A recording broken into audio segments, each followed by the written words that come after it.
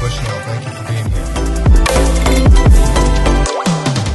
What's up, everyone? It's the day after the tournament, pretty early, probably about 7 a.m.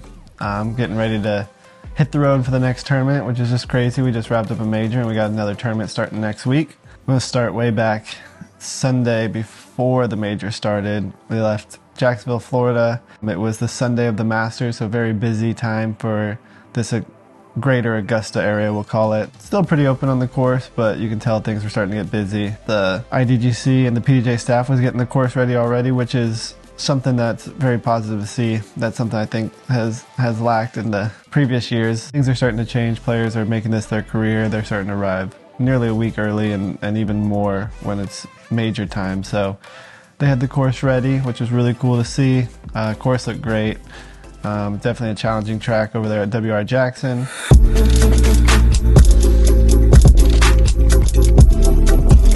Quick thoughts on WR Jackson. It's a challenging course. My knock on it is it's kind of boring, very repetitive. It's just a solid woods course, and the property that they have is they're right on a lake, but you wouldn't know it from watching the coverage. I think if they can create a few adjustments, this could be a place where a major is held every year. It's a really cool spot to be with the history of the IDGC and all that. A lot of the players enjoy the course coming out and playing it, so maybe if they can make some tweaks like that, it'll be a little bit more entertaining, more aesthetically pleasing. To me, it's just like you can say, hey, what'd you do on hole 7? And it's like, it's gonna take me a long time to figure out which one hole 7 is. I'm gonna have to play through the whole course in my mind because it doesn't just stand out. But yeah, overall it was fun, it was clean. They really took care of the course. There wasn't really a lot of things that we could complain about and say, hey, can you fix this for next year? They kind of had it together there and knew this tournament was coming for a while, so.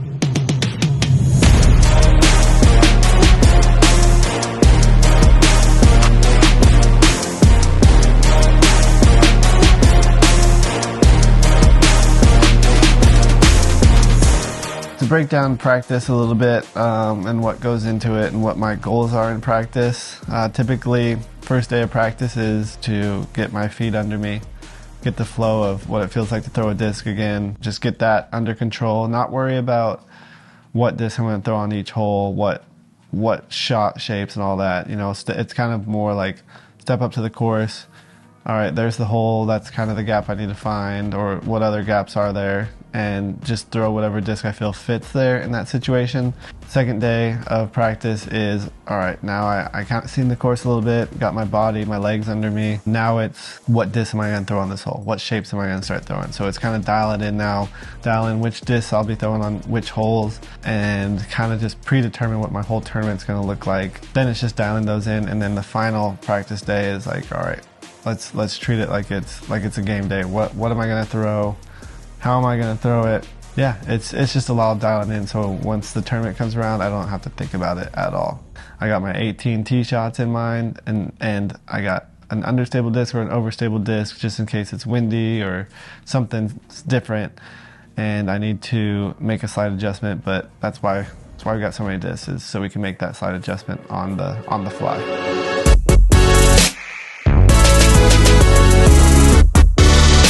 So right now, day of the major, I'm gonna do a little bag check. I'll show you guys what I'm throwing this week, what I intend to do on certain holes, and kind of just what each disc is gonna be used for this weekend. So I'll start with the basics. Carrying 2 CT Lunas. These are ones I've had for a little bit now. Probably have a couple more turns left in them. Hopefully ride these ones to a victory this weekend. Then I got the 2 throwing putters right here.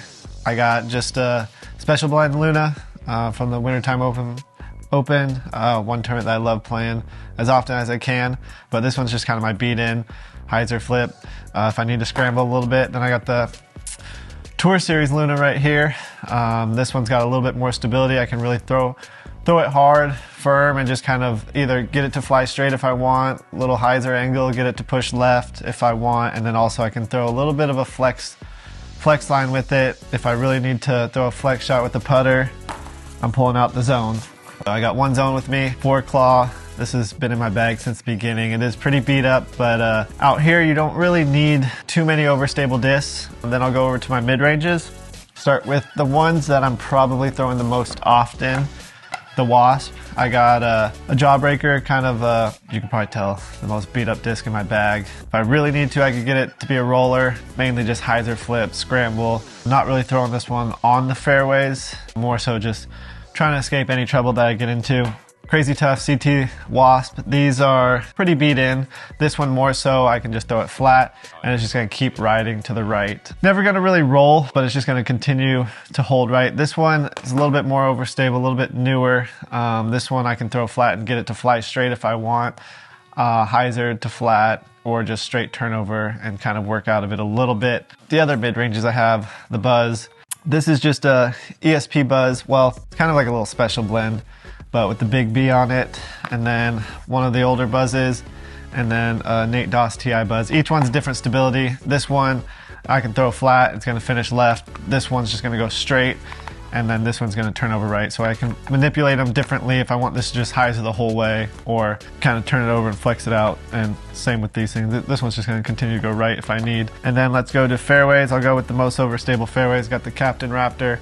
I haven't gotten to a place where I need it, but it's always good to just have a really overstable fairway with you just in case. And one unique disc I'm throwing quite a bit out here is this older Heat Supreme Flight stamp on it. It is, sticker's gone, but it is lighter weight. This one's just kind of scramble, throw rollers. If I'm in some trouble, I'll get it out there. And then there are some fun shots where I do get to throw a roller. So probably gonna see this one out there. Some other fairways, got two Undertakers.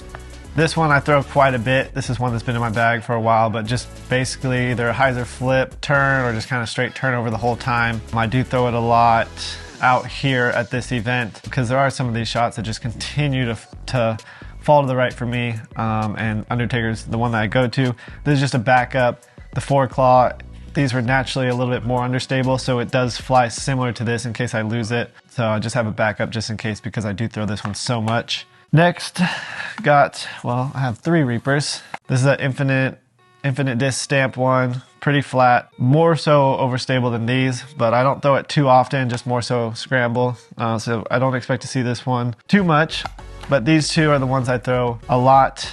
This one's a little bit more beat up than this one, so if I need to hyzer flip it or just kind of get it to turn and maybe flex out, I'll go with the lighter gray white one, the darker gray right here, greenish pink.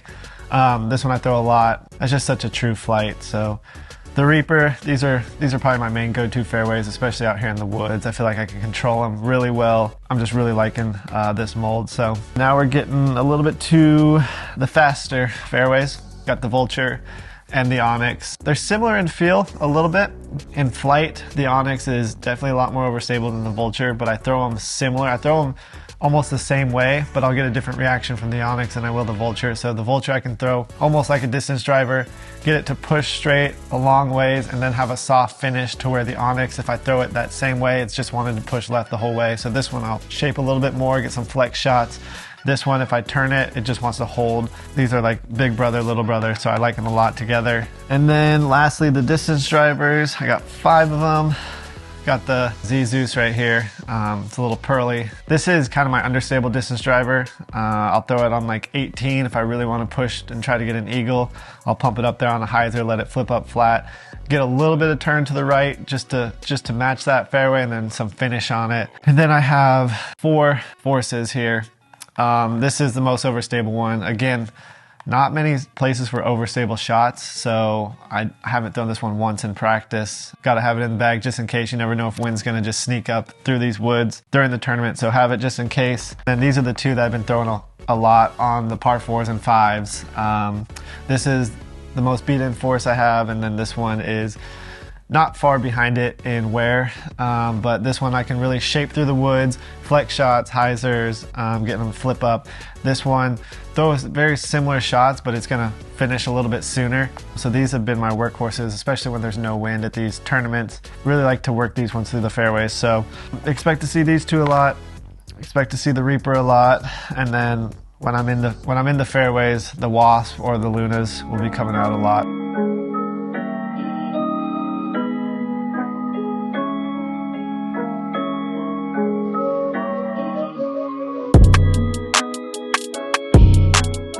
Yeah, and what goes into a typical tournament day, because it is maybe only 6 hours of the day with warm up and such.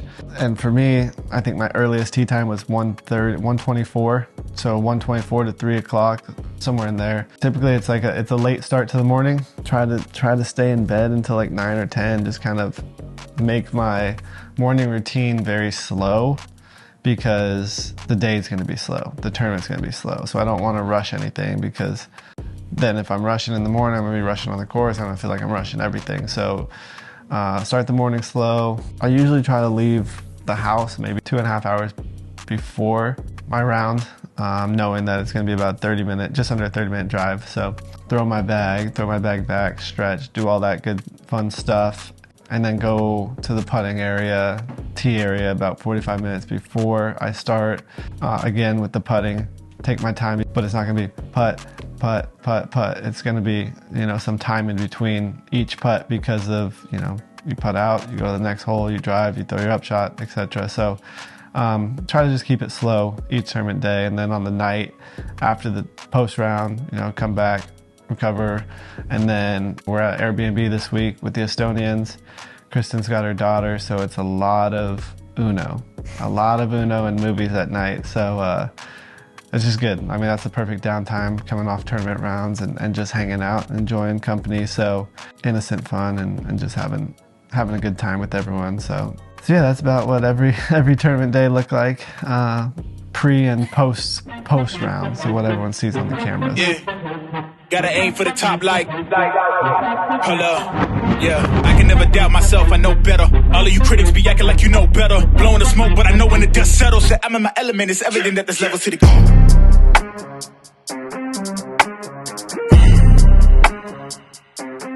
I showed up Thursday, feature card, 3 o'clock, live card. It was the first round of the tournament, so you can definitely put yourself out of the tournament with a bad round. So I was able to scrape together a 7 under the first round, which at the time was 4 off the lead, which I believe was Corey Ellis and Casey White, both shot 11 downs. Again, the weather was great, no complaints there. Everything was smooth, the tournament was going smooth, the course was flowing really smooth. I felt good out there. Had a couple bogeys, which made me fall to a 7 under, but like I said, you're not gonna win the first round, so I was in good position still. Round 2.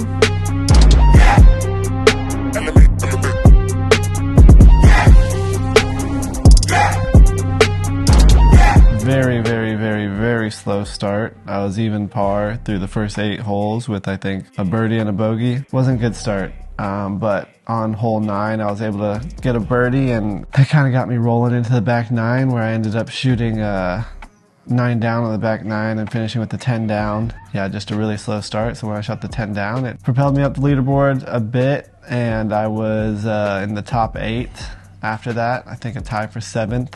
When I shot that 10 down, hit a lot of clutch putts. The drives weren't that great. The drives were a struggle, definitely round 1 and round 2. But the putter kicked into overdrive in that second round. Still a lot of things to work on, but still in a really good position for the tournament. And now it was heading into the weekend, rounds 3 and 4, which round 3 is called moving day. And I definitely made some moves on day 3, but they were in the wrong direction. Team in the Jeep, I'm in my element.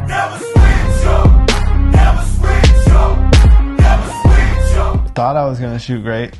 Birdied 2 of the first 3 and made a mistake on the first hole too, so I was in good position to start 3 for 3. That's when I took a double on hole 5, went right back to even, and then I think I was even par until about hole 9 this time, which is not where you want to be. The back 9 is actually the harder 9 to score. Even through 9, just couldn't get anything going. Again, the drives were a big struggle, not in position for birdie at all. Wasn't good. 1 down going into 18, hit the first tree. If you don't cross the creek there, you're going to a drop zone or a re-tee, and went to the drop zone, didn't throw good from there, didn't throw a good upshot from there, ended up double bogeying my final hole, finishing with a +1. So right after I shoot a 10 down, I go with the +1, so 11 strokes worse. And that really dropped me down the leaderboard to about, from going I think top 8 to about, oh man, close to 30th, maybe 35th. Really not where I want to be. 14 strokes off the lead, 1 round to go. just a very bad day in general.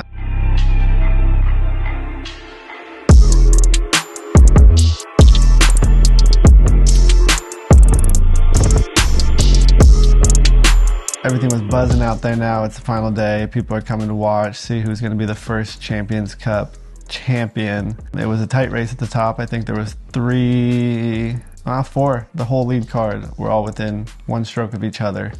So it was a tight race there at the top. I was way in the back. I think about 8 holes in by the time that they were teeing off. With those 8 holes, I was trying to make some moves. Just they were going to have to really play poorly, and I was going to have to shoot one of the best rounds of all time to even have a chance or even get close to where they were at. And yeah, so by the time they teed off, I was actually at 7 through 8 and then took a par on the 9th. So shot 7 down on the front 9.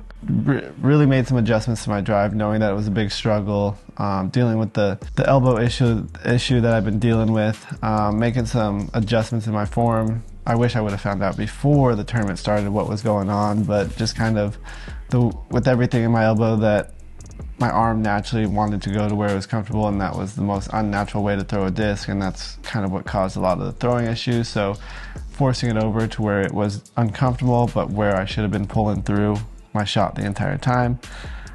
Figured that out in practice, talked with Seth Muncie, talked with Hannah, figuring out what's going to happen if I do this. And from the sounds of it, sounds like it's just going to be pretty uncomfortable. Nothing more should happen, but it was really, all right, you're going to go out there and throw, and we'll see what it's like after. Went out there, made the big adjustment, threw all my shots. I feel like I went from 30% control to about 95% control of all my drives. So it was a night and day between the two. Got to the back 9, was like, all right, I want to keep climbing this leaderboard. I'd made some moves, probably about 10 spots at that time, but I was pretty far back from not just the leaders, but top 10 and such. So carried that over to the back 9. Had a couple more pars in the back 9, but was able to wipe those away with 2 eagles. So I was able to go 9 down in the back 9 for the second time in the tournament, which felt really good. Shot a course record, 16 under, and that felt good. But I'm always trying to do better, trying to do more. So of course I thought about the 2 shots that I made mistakes on. I had 2 shots where they went maybe a combined 100 feet to where I needed them to go a combined 400 feet. So, you know, still room for improvement, but course record 16 down, jumped from whatever position I was into 9th, and top 10 finish, which is solid for the position I was in. I know I need to make some adjustments sooner in the tournament if I want a chance to win, avoid that 1 over, and hopefully, you know, got 3 more majors throughout the year, so, and a lot more tournaments throughout the year. Definitely going to continue to work on the adjustments and figure out what I need to do to bring home another victory throughout the year, and hopefully a handful more. Be careful with signs. Not every light's gonna guide you, baby. So let it rain on your spine. Keep it close to your heart. One thing that I think the Pro Tour has really implemented, which has carried over into a lot of tournaments, is the fan interaction. Before, it used to just be people would just mob, and it was out of control, but that's just how the sport was and how it was growing, to where now it's kind of fan areas, signing areas, and it kind of makes it easier for us that we can just go from the putting green warm-up area to the course, and then when our round is over, we can go over and sign autographs, meet people, and do all that stuff on our own time, which is definitely helpful because, you know, it gives us time to breathe, it gives us time to collect everything, whether it was a good or a bad round, and then we can go over there, and it's always easy after you have a great round to just walk over there and be happy and do all that. But you know, regardless, whether you shoot a 16 down or a 1 over, your fans are still there to watch, they're still there to support. As professionals, we should still be able to go over there and interact with them on our worst days and our best days. As a player, we do notice, you know, which fans follow us during the round. We'll see them maybe multiple times throughout the round, and then once we see them in the fan area or the signing area, it's kind of like, hey, I recognize you, you know, like, appreciate you actually coming out and following. And we had this, Ricard had this one little kid, I'd say he's probably 7 at the oldest, follow our entire round when I shot the +1, so 3rd round. We kind of got cut off from autographs. So in that time, I ended up heading to the car and heading out because it had been a long day at that point. This one kid followed, which I knew he had watched the entire round. Unfortunately, he wasn't able to get an autograph at the time, so he came running down the parking lot as I was walking to my vehicle. hey, like I recognize you, like you followed the entire round, and just gave him my putters right there, the ones that I had been using the last pretty much all year. So heading into the final round, I had a brand new set of putters, but I know those are going to mean a lot more to him than me, and I'm sure he's going to be trying to beat me one day, probably with those putters. So super cool moment. I'm just appreciative of the fans and everyone that's watching, and what the Pro Tour has implemented, and how it's kind of made the experience for all of us. So it's been a really cool change to see.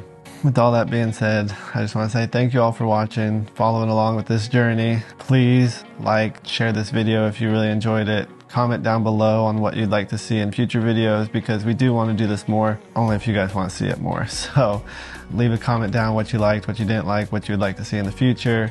Thanks again for watching. This was a fun event, but I know there's more tournaments that I want to win. So till the next one.